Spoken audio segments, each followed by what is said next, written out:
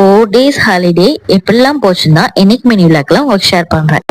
ராசல் கைமா தான் நாங்க போன இடம். ஃபர்ஸ்ட் டே ட்ரிப் நைட்டே நாங்க கிளம்பிட்டோம். கிளம்புனது 1 மணி தான். அங்க போய் நாங்க இறங்குனது ஒரு 4:30 இருக்கும். இதுல மாதிரியே ஹாலிடே ஸ்பெண்ட் பண்ண நிறைய ஃபேமிலி அங்க வந்திருந்தாங்க.